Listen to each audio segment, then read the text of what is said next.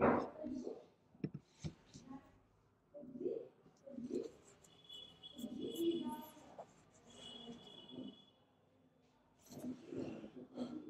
सदावत्सले मातृभूमि।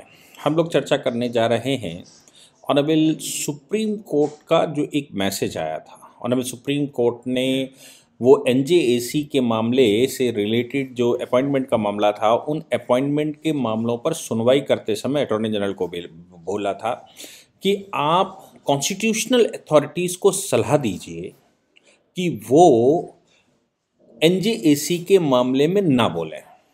उन्होंने कहा था कि ये जो कानून बन गया है कॉलेजियम सिस्टम का, ये कानून ख़ास तौर से ऑनरेबल सुप्रीम कोर्ट के जो जजेस ने बनाया है, कॉलेजियम पास किया है, ये लॉ ऑफ लैंड है और इसकी उतनी ही वैल्यू है जितनी कि लेजिस्लेशन के द्वारा बनाए गए कानून की है।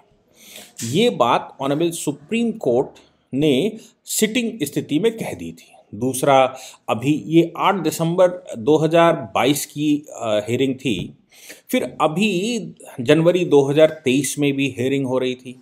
उस हेयरिंग में भी अटॉर्नी जनरल से कहा कि आप कुछ अच्छा मैसेज लेकर आएंगे और सुप्रीम कोर्ट को जो कॉलेजियम के लिए, यहाँ कॉलेजियम ने जो रिकमेंडेशन की थी वो फाइल वापस करने के साथ साथ केंद्र सरकार ने कुछ नई लिस्ट भेज दी है और उस पर let us decided by the collegium, ऐसा कहा था।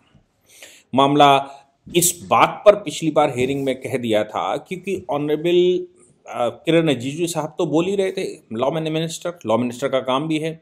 उसके साथ साथ जो कॉन्स्टिट्यूशनल अथॉरिटी, क्योंकि ये कहा गया था कि कॉन्स्टिट्यूशनल अथॉरिटीज़ को इस पर मैं सलाह देता हूँ, अटॉर्नी जनरल से कहा था मैं सलाह देता हूँ और आप उनको सलाह दीजिए कि वो इन विषयों पर ना बोलें। अब कॉन्स्टिट्यूशनल अथॉरिटी कौन है? कॉन्स्टिट्यूशनल अथॉरिटी, तो कॉन्स्टिट्यूशनल अथॉरिटी से मतलब है सॉवरेन अथॉरिटी। यहाँ पर मैं जो कहना चाह रहा हूँ वो सॉवरेन अथॉरिटी, और सॉवरेन अथॉरिटी में प्रेसिडेंट आता है और वाइस प्रेसिडेंट आते हैं। तो सॉवरेन अथॉरिटी में प्रेसिडेंट, वाइस प्रेसिडेंट और इसके अतिरिक्त गवर्नर आते हैं और फिर पार्लियामेंट आती है। ये जो आर्टिकल 12 में स्टेट की परिभाषा है, उस परिभाषा में तो ये राज्य की जो परिभाषा है और सॉवरेन अथॉरिटी कौन है ऐसा कहा गया। अब कॉन्स्टिट्यूशनल बेंच ने ये कह दिया कि कॉन्स्टिट्यूशनल अथॉरिटीज़ को ऐसा नहीं बोलना, तो साफ जाहिर है कि ये बात ऑनरेबल जगदीप धनखड़ जी के लिए कही जा रही थी, जो कि माननीय वाइस प्रेसिडेंट हैं। अच्छा, वाइस प्रेसिडेंट साहब को सुप्रीम कोर्ट की बेंच ने जब कहा, उससे पहले वो आज के sitting chief justice honourable justice Chandrachud की प्रेजेंस में उन्होंने इस पर हमला किया था। मतलब मैं कहना चाहता हूँ उनकी फर्स्ट जो उन्होंने अपीयरेंस दी थी, फर्स्ट बात जो उन्होंने कही थी, वो उन्होंने honourable chief justice of India जिस सदन में, जिस स्थान पर थे, उसमें लॉ मिनिस्टर भी थे, दिल्ली के मुख्यमंत्री थे और पी चिदम्बरम साहब बैठे थे और बड़ी बड़ी अथॉरिटी बैठी थी। उन्होंने कहा था कि मैं सबको कहता हूं कि आप संसार का कोई एक इलस्ट्रेशन ढूंढ कर लाओ जो डेमोक्रेटिक कंट्री हो और पार्लियामेंट की बात को सुप्रीम कोर्ट ने बदल दिया हो और पार्लियामेंट की पावर सुप्रीम कोर्ट के पास हो और सुप्रीम कोर्ट उसको पलट देता हो। उन्होंने कहा था मैं एक इलस्ट्रेशन चाहता हूं कि आप संसार में, आप लोग सब बुद्धिजीवी हैं, कहीं से एक इलस्ट्रेशन ढूंढ कर लाओ डेमोक्रेसी का। इसके बाद जब उन्होंने फर्स्ट मीटिंग राज्यसभा की हुई थी, तो राज्यसभा में शपथ लेते ही, मतलब जब वो उपराष्ट्रपति बने, तो उसके बाद जो पहली सिटिंग हुई राज्यसभा में, उसमें उन्होंने अपने भाषण के दौरान भी कहा। अब आज इसी बात को उन्होंने फिर से रिपीट किया जयपुर में। जयपुर तो आप समझते हैं कि जयपुर हाई कोर्ट में वो शुरू से प्रैक्टिस जयपुर हाई कोर्ट की ही करते थे और जयपुर हाई कोर्ट से ही वो ऑनरेबल सुप्रीम कोर्ट आए थे। तो उन्होंने जयपुर में एक कार्यक्रम चल रहा था, presiding officers conference, all India presiding officers conference चल रही थी।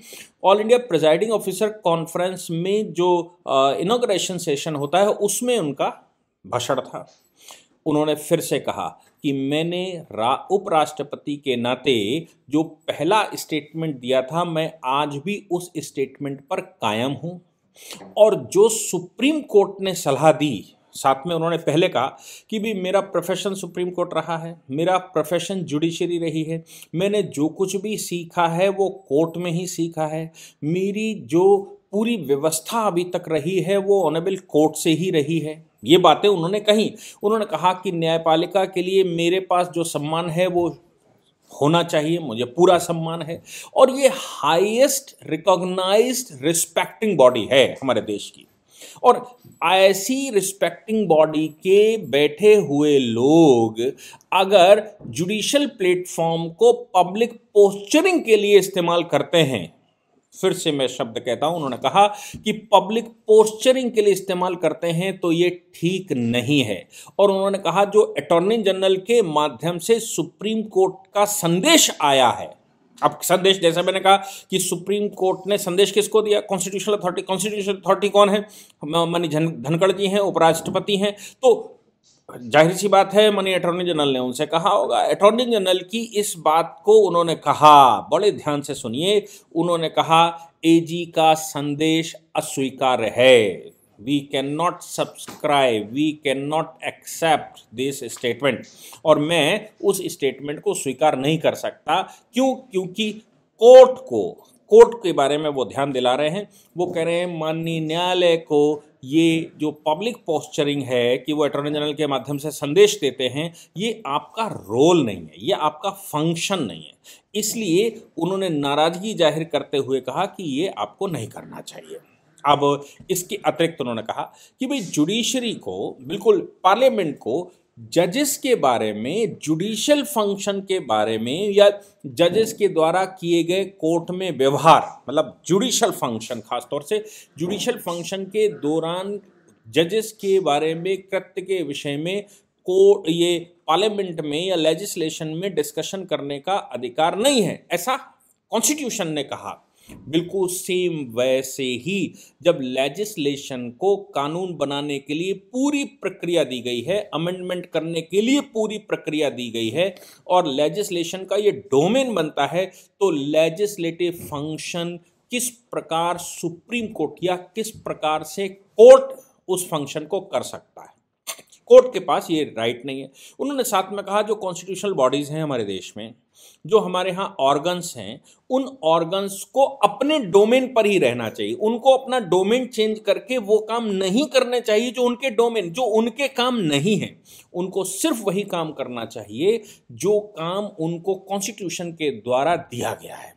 अब इस विषय पर मैं आपको बता दूं कि आर्टिकल 121 और आर्टिकल 211 यानी कि अनुच्छेद 121 और अनुच्छेद 211 कॉन्स्टिट्यूशन में ये बात साफ साफ कहते हैं कि जुडिशरी के विषय में, जजेस के कृत्यों के या जुडिशियल फंक्शन के विषय में पार्लियामेंट में डिस्कशन नहीं होगा, और ना ही राज्य विधानसभा में डिस्कशन होगा। सिवाय उसके, राज्य विधानसभा में तो पूरा का पूरा उन्होंने कह दिया कि कोई डिस्कशन ही नहीं होगा जजेस के बारे में।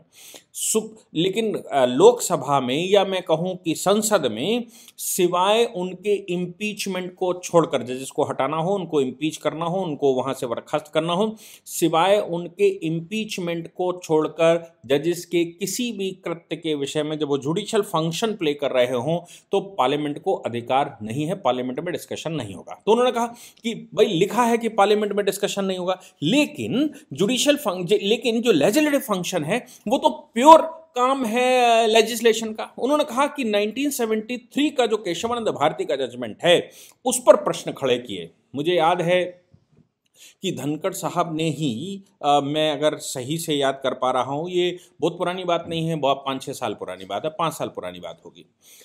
मैं एक बार उनके साथ डिस्कशन कर रहा था तो उन्होंने कहा था कि 1973 में जो केशवानंद भारती का जजमेंट आया है, इस जजमेंट के बाद एक और बेंच बैठी थी, और उस बेंच में इस जजमेंट को समाप्त करने के लिए डिस्कशन हो रहा था, और उस बेंच में जो हो रहा था वो कुछ दिनों बाद डिसमिस हो गया था। उस पर कोई कंक्लूजन नहीं निकला था, क्योंकि एक सज्जन ने बेंच में पूछ दिया कि भाई ये किसकी पिटीशन है, तो कोर्ट ने उस समय कहा था कि ये शायद, मुझे जहाँ तक याद है, उन्होंने वो तमिलनाडु के अटॉर्नी जनरल, एडवोकेट जनरल ने, तो वो तमिलनाडु के एडवोकेट जनरल वहीं मौजूद थे। उन्होंने हाथ उठाकर कहा नो, नहीं, ऐसा मैंने कोई फाइल नहीं की। उसके बाद वो डिसमिसल हुआ था। तो ये इस तरह की घटनाएं जुडिशरी में होती रहती है। तो 73 का जो जजमेंट है केशवानंद भारती का, उन्होंने कहा कि भाई कॉन्स्टिट्यूशन को पूरा अमेंड किया जा सकता है, बेसिक स्ट्रक्चर को नहीं किया जा सकता। तो उन्होंने कहा basic of the basic structure जो है, जो मैं समझ पाया हूं, basic of the basic structure is the power in the hands of the we the people of India. तो बेसिक का भी बेसिक स्ट्रक्चर क्या है? वो है we the people of India, हम भारत के लोग। और हम भारत के लोग कहाँ रिप्रेजेंट करते हैं? हम भारत के लोग संसद में रिप्रेजेंट करते हैं। तो फिर संसद में जो शक्ति है, वो शक्ति किस प्रकार से रोकी जा सकती है? लेजिस्लेशन को अमेंडमेंट करने से, लेजिस्लेशन को कानून बनाने से जो उसका ओरिजिनल फंक्शन है उसको किस प्रकार रोका जा सकता है? तो उन्होंने कहा मैं इस बात से सहमत नहीं हूं कि जुडिशरी एनजेएसी जो कि यूनानिमस संसद से पास हुआ हो, ज्यादातर राज्य विधानसभाओं से उसको पास करवाया गया हो, उसको वो रद्द कर दे। आपने दुनिया में कोई ऐसी दूसरा एग्जाम्पल है कि पूरी संसद चाहती है कि नेशनल जुडिशियल अपॉइंटमेंट कमीशन बने? राज्य सरकारें यानी कि राज्य विधानसभाएं चाहती हैं कि इस पर कानून बने? यानी कि जितने प्रकार का रिप्रेजेंटेशन देश में हो सकता है लोगों का, हम भारत के लोगों का, उन्होंने सबने एक सुर में कहा कि भाई जुडिशियल अपॉइंटमेंट जजेस के हाथ में नहीं होना चाहिए और सुप्रीम कोर्ट के हाथ में, कॉलेजियम या चीफ जस्टिस के हाथ में नहीं होना चाहिए। जजेस के अपॉइंटमेंट में उनका कंसल्टेशन जरूर हो सकता है, लेकिन उसके बावजूद ये बीच का रास्ता निकाला था। इसके अलावा जुडिशियल अपॉइंटमेंट कमीशन को लेकर मुझे जहां तक याद है, जजेस ट्रांसफर 1 यानी कि एसपी गुप्ता के जजमेंट में ऑनरेबल जस्टिस भागवती ने भी यही कहा था कि appointment is a pure executive function, and because this is an executive function, that is why we can make a middle way, बीच का रास्ता निकाल सकते हैं और भारत में जुडिशियल अपॉइंटमेंट कमीशन बिठाया जा सकता है ऑस्ट्रेलिया के तर्ज पर। यह उनका स्टेटमेंट था ऑनरेबल जस्टिस भागवती का। तो जुडिशियल अपॉइंटमेंट कमीशन 1982 में कहा गया था। बाद में 1982 के बाद आप सब समझते ही हैं कि 1984 में इंदिरा गांधी के बाद कोई ऐसी सरकार नहीं बैठी, मैं 1989 की बात कह लूं, एक बार प्रयास हुआ भी था कि जुडिशियल अपॉइंटमेंट कमीशन आएगा, सरकार गिर गई थी तो जुडिशियल अपॉइंटमेंट कमीशन नहीं आ पाया था क्योंकि सुप्रीम कोर्ट ने स्ट्रक्चर पास करके सरकार को बोला था कि इसको करना है। लेकिन वो सरकारें चूंकि चली फ्री हो गई, 1989 के बाद कोई सरकार ऐसी नहीं बैठी जो कि फुल फ्लैश बैठी हो। 2014 में पहली बार फुल फ्लैश सरकार 1989 के बाद बैठी। तो सरकार चूंकि पहली बार 2014 के बाद बैठी, उसने जो जस्टिस भागवती की रिकमेंडेशन थी, जस्टिस भागवती की रिकमेंडेशन मत कहिए, जो constitutional bench of supreme court की रिकमेंडेशन थी, उस रिकमेंडेशन के आधार पर नेशनल जुडिशियल अपॉइंटमेंट कमीशन का प्रपोजल लाए और उसको यूनानिमस पास करवाया, विधानसभाओं ने पास किया और सुप्रीम कोर्ट ने उसको उड़ा दिया। तभी धनखड़ साहब ये कह रहे हैं कि दुनिया में ऐसी कहीं नहीं हुआ है जहां पर कि इतनी भारी मेजोरिटी में हम भारत के लोगों ने, यानी कि सत्ता पक्ष ने, विपक्ष ने, विधानसभाओं ने, रीजनल पार्टियों ने, नेशनल पार्टियों ने, सब ने एक सुर में कहा हो कि हमको जुडिशियल अपॉइंटमेंट कमीशन स्वीकार्य है और उसको 5 जजेस की बेंच ने उड़ा दिया हो और ये कहा हो कि लेजिस्लेशन को ऐसा करने का अधिकार नहीं है as per the Keshavananda Bharti judgement.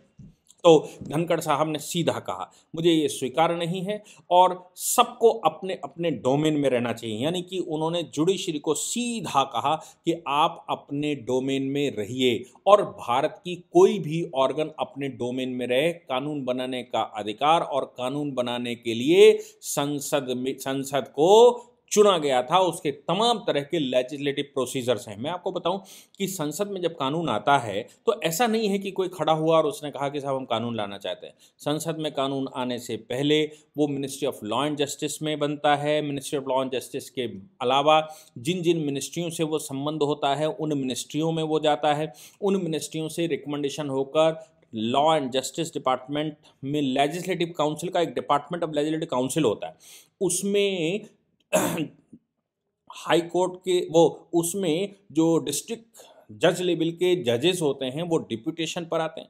Senior advocate जिनकी प्रैक्टिस 10 साल से ऊपर होती है वो उसमें डिप्यूटेशन पर आते हैं या उनका अपॉइंटमेंट होता है और वो लोग इसका ड्राफ्ट तैयार करते हैं। ड्राफ्ट तैयार करने के बाद फिर से मिनिस्ट्रियों में जाता है, फिर वो पार्लियामेंट आता है। पार्लियामेंट में आने के बाद अगर वहाँ अपोजिशन को कोई ऑब्जेक्शन होता है तो पार्लियामेंट की स्थायी समिति को जाता है, प्रवर समितियों, तमाम तरह की समितियां हैं, उन समितियों के पास फिर जाता है। समितियां एक्सपर्ट्स को बुलाकर फिर उस पर चर्चा करती हैं, और अगर इससे ज़्यादा आवश्यकता हो तो एक इंडिपेंडेंट कमीशन सरकार बना देती है। उसका जैसे अभी एक independent commission SC/ST after conversion, SC/ST state reservation after conversion को लेकर सुप्रीम कोर्ट के रिटायर्ड जज की अध्यक्षता में कमीशन बना दिया। तो ऐसे वो कमीशन बना लेते। कुल मिलाकर जिस समय लेजिस्लेशन उसको पास करता है उसमें हजारों लोगों का और कई डिपार्टमेंट्स का एफर्ट शामिल होने के बाद वो कहीं अपोजिशन और सरकार सबके डिस्कशन के बाद, इंडिपेंडेंट सांसदों के डिस्कशन के बाद, राज्यों के द्वारा चुने गए राज्यसभा के सदस्यों के डिस्कशन के बाद, और फिर अगर आवश्यकता 368 की है, आर्टिकल 368 में ये व्यवस्था है कि कॉन्स्टिट्यूशन को पूरा अमेंड किया जा सकता है। और डॉक्टर अम्बेडकर कहते थे कि अगर सबसे अच्छा आर्टिकल मुझे कोई लगता है तो 32 के बाद मुझे सबसे अच्छा 368 लगता है। क्यों? क्योंकि भारत का संविधान रिजिड नहीं हो सकता। भारत एक चलता फिरता वास्तु पुरुष है, और भारत अगर चलता फिरता पुरुष है तो फिर तमाम तरह के संशोधन, तमाम तरह के संभावनाएं जो भारत को कैश करनी चाहिए और भारत में विकास के पथ को खोलना चाहिए, वो सब कुछ 368 में दे रखा है। अब 368 में simple majority, present and voting की मेजॉरिटी, टोटल मेजॉरिटी मतलब प्रेजेंट एंड वोटिंग की सिंपल मेजॉरिटी, फिर 2/3 प्रेजेंट एंड वोटिंग की मेजॉरिटी, और इसके अतिरिक्त राज्य विधानसभाओं से 50% से ऊपर, अगर राज्यों का विषय भी उसमें शामिल है तो 50% से ऊपर की विधानसभाओं से उसको पास करना होता है। NJAC के कानून की खास बात यही है कि वो केंद्र ने तो पास किया ही किया, चूंकि हाईकोर्ट के जजेस के अपॉइंटमेंट का भी मामला था, इसलिए 50% से ऊपर विधानसभाओं ने उसको पास किया। जब पूरे देश ने उसको 100 पास किया हो, ऐसे कानून को 5 जजेस की बेंच बैठकर डिसमिस कर देती है, जिसमें कई एक डिपार्टमेंट और हजारों कानूनविदों का एफर्ट लगा हो, पूरी पार्लियामेंट का एफर्ट लगा हो, हम भारत के लोगों का एफर्ट लगा हो। तो उन्होंने कहा अगर ऐसा है कि संसद के द्वारा बनाए गए कानून को अपास्त कर देता है कोई कोर्ट, तो फिर ये सोचना पड़ेगा कि क्या हम लोग लोकतांत्रिक देश में हैं, क्योंकि लोकतंत्र का मतलब बिल्कुल साफ है कि हम भारत के लोग, और लोकतंत्र का बिल्कुल साफ मतलब है मेरे लिए सरकार, मेरे द्वारा सरकार, और सरकार में हम, यानी कि मेरी सरकार, मेरे लिए सरकार, मेरे द्वारा सरकार, सब कुछ हम सब भारत के लोग हैं। तो डेमोक्रेसी, जब देश पूरा चाहता है किसी रास्ते पर जाना, जब देश किसी कानून पर संशोधन करना चाहता है, जब देश किसी कानून को मांगता है, उसमें यह ज़रूर हो सकता है कि उस कानून की चर्चा, डिस्कशन सुप्रीम कोर्ट में हो या कोर्ट्स में हो, और उस डिस्कशन के बाद उस पर कुछ खामियां दूसरे कानून, बेसिक स्ट्रक्चर या फिर पब्लिक पॉलिसी या देश की पॉलिसी या उसका फ्यूचर इफेक्ट, इन सब को लेकर अगर कुछ डाउट्स पैदा होते हैं तो उस पर बेंच एक स्ट्रक्चर पास कर दे, और स्ट्रक्चर पास करके ये कहे कि ये बात में यहाँ समस्याएं आ सकती हैं, इसलिए इस पर पुनर्विचार होना चाहिए। जो समस्याएं पॉइंट आउट की जाए, क्योंकि जैसे मैंने कहा हजारों लोगों का एफर्ट उसमें शामिल होता है, और कई एक डिपार्टमेंट का, कई एक मिनिस्ट्रीज का, पार्लियामेंट का, सांसदों का, सभी पार्टियों का जब उसमें एफर्ट शामिल होता है तो ये संभव है कि उसमें कुछ कमियां रह जाएं, क्योंकि इंसान ही बना रहा है। उन कमियों को अगर कोर्ट की बेंच हाईलाइट करके वापस भेजती है और कहती है कि इस पर विचार इन पॉइंटों पर करना चाहिए क्योंकि ये पॉइंट कानूनन फंस रहे हैं, तो ये इससे अच्छा क्या हो सकता है? ये तो सहयोग होगा, बिल्कुल जब सभी के सहयोग की तरह वही सहयोग होगा। और जब प्रेसिडेंट को कोई बात समझ नहीं आती तो आर्टिकल 143 भी बना हुआ है। आर्टिकल 143 के तहत जब कोई बात समझ नहीं आती सरकार को, तो प्रेसिडेंट ऑफ इंडिया आर्टिकल 143 के तहत सुप्रीम कोर्ट से पूछता है कि इस पर आप मुझे सलाह दें। तो सुप्रीम कोर्ट आर्टिकल 143 के तहत इंटरप्रिटेशन करने का और सलाह देने का भी एक फोरम है, और ऐसे में जो सलाह देने का फोरम है वही अगर आदेश को अपास्त कर दे तो फिर मानी धनखड़ साहब का कहना बिल्कुल चरितार्थ होता है कि वो ये कह रहे हैं। तो फिर हमको ये सोचना पड़ेगा क्या हम ट्रू डेमोक्रेसी में हैं? मुझे लगता है कि धनखड़ साहब ने जो बात अपनी कही उस बात में बहुत कुछ है और वो बहुत कुछ कह गए, सुप्रीम कोर्ट को सीधा सीधा बोल गए। क्योंकि उन्होंने कहा कि मैं स्टेक होल्डर हूँ, मैं पार्टिसिपेट करता हूँ, मैं पार्टिसिपेंट हूँ, ये सब बातें उन्होंने कही, सम्मान की बातें कही, लेकिन उसके बाद उन्होंने सीधा सीधा सुप्रीम कोर्ट के ऊपर अपना निशाना साधा और उनको याद दिलाया कि उनका रोल क्या है। जय हिंद, जय भारत, वंदे मातरम।